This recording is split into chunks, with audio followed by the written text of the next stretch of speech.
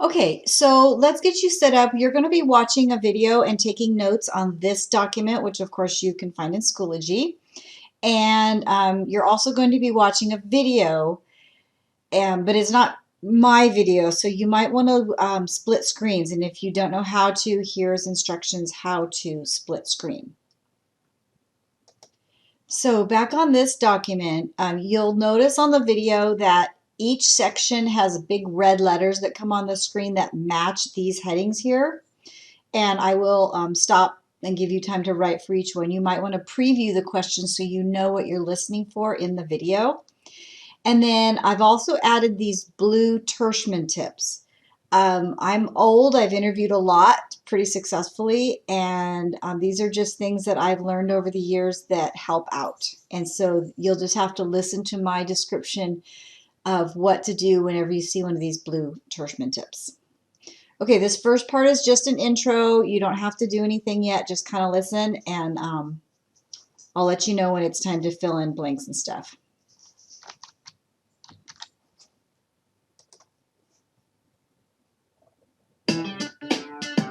Tell me about yourself.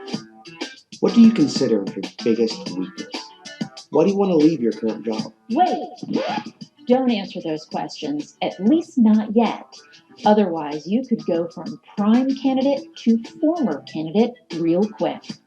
When I think of some of the odd things that have happened in my career where I'm interviewing people, I'll remember a particular person who showed up for a job interview with a whole entourage of visitors coming with them. And that was just awkward. It was awkward for me because we had to find a place to put those visitors. It was awkward in the fact that they would bring people with them to an interview as if they needed this posse of support people to guide them through this job interview. One of the funniest stories that has ever happened. Big no-no. She brought her cell phone to the interview, and during our questioning and our conversation, her cell phone went off, and it was a very suggestive and appropriate ringtone. One horror story would be when the employer said, tell us any special talents that you have or anything in particular that you have to bring to the table for us. And the person said, well, why don't we talk about what you could do for me? There are a lot of common job interview questions that, while we won't call them gotcha questions, they're the ones that most often elicit answers that doom a candidate. How you answer questions like these and others will help determine if you receive a job offer. This video will help you anticipate each question and the common interview mistakes that result, what not to say or do. Then for each, we'll recommend ways to finesse the answer to your advantage and help you stand out from the pack.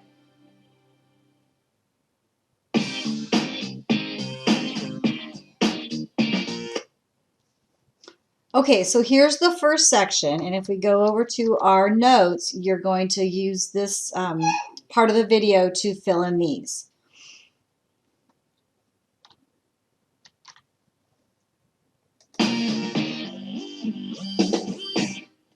Soon you'll be on a job interview. Remember, every word you say has a consequence. Interviewers will be listening to what you say, what you don't say, and how you say it. We're going to watch several interviews and highlight the mistakes so you don't make them when you're in the hot seat. Let's get started. When you secure an interview, you want to make a good first impression. That starts with arriving on time. Let's see how our first candidate does. Sorry I'm late. I got lost. I followed the directions your secretary gave me, but they were very confusing. I hate when that happens, but oh well. At least I'm here. Punctuality is key because employers want to know that you can follow a simple direction like be here at 9 a.m. When you're late for an interview, it makes employers wonder if you'll come to work late too. In addition, look at how this interview candidate blames someone for his tardiness. I followed the directions your secretary gave me, but they were very confusing. I hate when that happens, but oh well. At least I'm here. An excuse like that, blaming the secretary no less, is usually a red flag that the individual doesn't take responsibility and looks for a scapegoat. And the interviewee was generally just too verbose, going on and focusing even more attention on a negative. When you have an upcoming interview, take a test drive to the location the day before to familiarize yourself with the best route and give yourself plenty of travel time. But what if you are late? Let's look at a professional way to handle it. I'm sorry I'm late. I don't want to take up any of your time making any excuses, but I do want to say it is very unlike me.